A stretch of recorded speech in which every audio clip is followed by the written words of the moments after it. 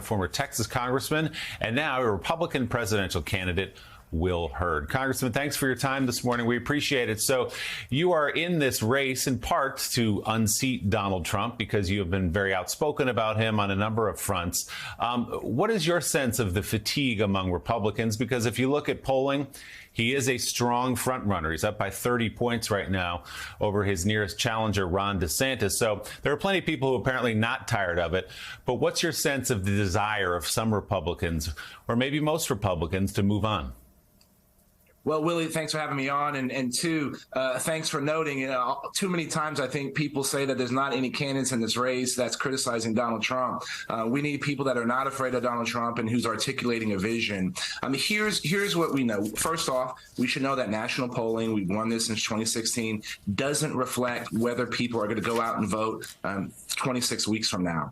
And national polling is different from local polling. Here's what I'm hearing on the ground. Today, I'm in New Hampshire. A lot of people are saying that they think Donald Trump is boring.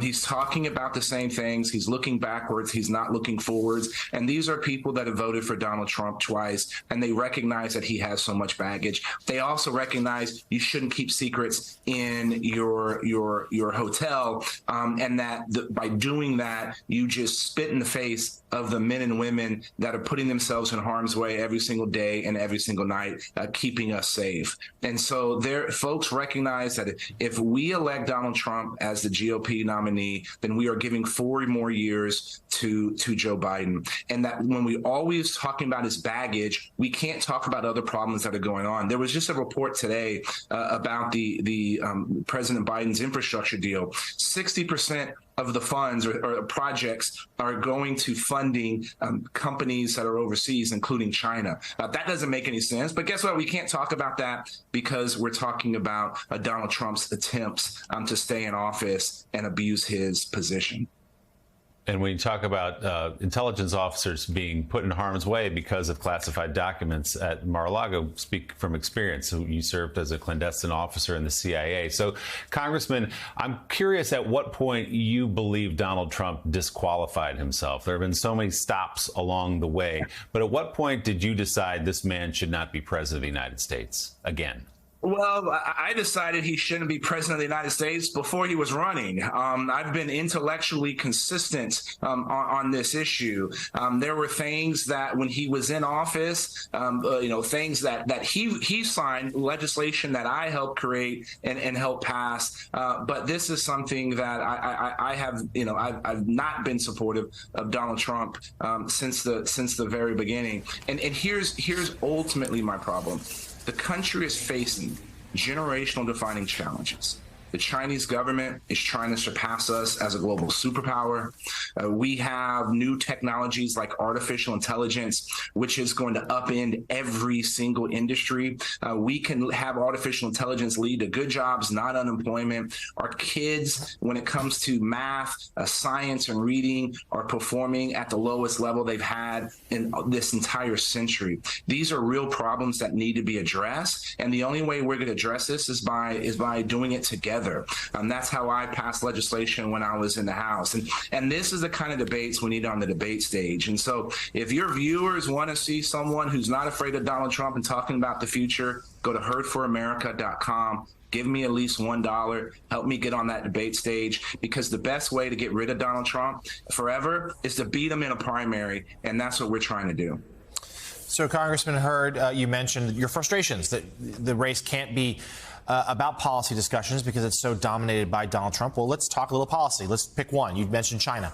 What would be your approach to China in terms of potentially defending Taiwan, but also on economic issues at a moment of real tension between Washington and Beijing? What's your plan?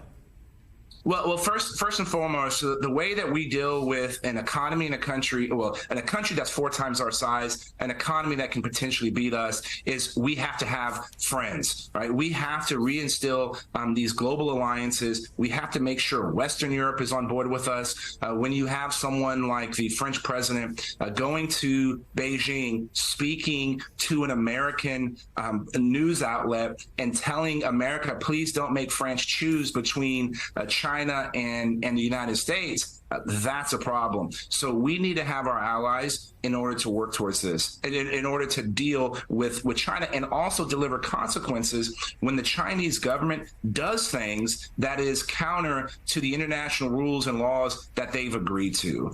That's an important piece. We also need to be doing that in our own Western Hemisphere. The fact that the Chinese government is increasing its footprint in Cuba, right? If they put hypersonic missiles in Cuba, that means a missile can hit Miami in 3.5 minutes and to get to Washington, D.C. in under 15 minutes. Why have we failed in Cuba? Because we haven't worked with our allies in the Western Hemisphere.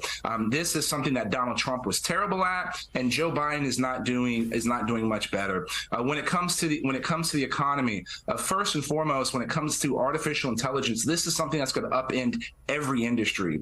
We need to make sure AI should follow the law. Let's start with that. Let's not carve it out and make the mistake we've made in other areas. I also think we should see the government go to a 2-year or potentially 4-year budget cycles.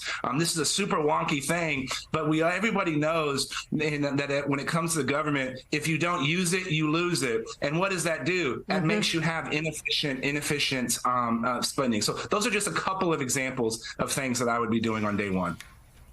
All right. Also, Congressman Hurd, want to get your position on a number of issues that are super important to people across the country, and that would be guns and abortion. Mm-hmm. What do you suggest would be the best solutions pertaining to guns, given the epidemic of mass shootings that this country is experiencing? And if you could leave mental health out of your answer, we all agree that mental health is a huge component on this, but I would like to hear the gun side of this from you. Sure. Well, you asked about abortion. If Congress put a 15-week ban on my desk, that's something that I would sign. The other thing I think we should be focusing on is neonatal health and maternal health. The fact that Black women in the United States, when they're in childbirth, are dying at rates we're seeing in the developing world, that's unacceptable. When it comes to gun violence, I've been very clear. I think I'm the only Republican that's running for president that has outlined things we should do. As y'all know, I represented Uvalde when I was in Congress. I had an NRA A rating when I was in Congress, but I also listened to groups like Moms Demand Action. And most Americans agree we should have universal background checks. This is something that's simple, it's straightforward, it should be done. Something I voted for when I was in Congress. Another thing that people also believe is that you should increase the age to purchase a high caliber, high capacity rifle to the same age that you have to be in order to get a handgun. That's 21. These are two things that most Americans would agree with. And I know you said leave out mental health, but that's important. And we always talk about it, and both sides do agree on it. But do we know what numbers to call if you see these things? Like there's a lot of let's actually move forward on some of those actions. So these are some of the things that I've been supportive of and articulating what we need to do, because here's the scary trend. Half of our teenagers in the United States of America are afraid to go to school because they're afraid of getting shot. So again, if these are the kinds of debates that y'all want to see, I need folks helping me hit those marks for to get on the debate stage. Go to herdforamerica.com and give at least $1. Yeah. Finally, Congressman, let's talk about the economy really quickly. There are a lot of positive things that are happening right now. The jobless numbers are really low. Inflation's going down. Manufacturing is up. A lot of positive things going on. 3 out of 4 Americans actually say they think their economic situation is good, or very good right now, and yet there is this disconnect in the numbers on the right track, wrong track. I know a lot of that, and I'm sure you agree with me, a lot of that has to do with inflation, that it's been higher over the past couple of years than it has been in 30 years. But what else would you do as president to instill confidence in the American people and let them know just how strong and powerful the U.S. economy is year in and year out?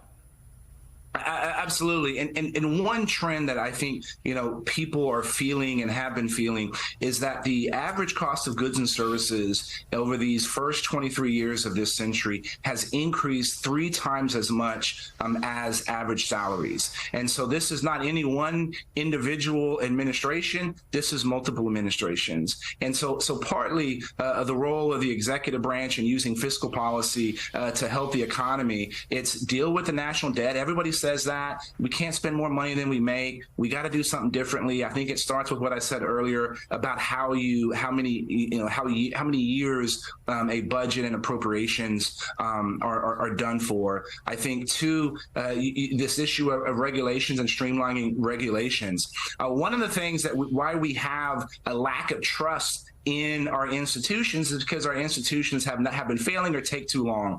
And this is where, I spent a lot of time on AI, right? I held the first hearing on AI in Congress. I wrote the first national strategy on AI. I've served on the board of one of the most important AI companies in the world. The federal government should be using AI in the government to improve citizen-facing services.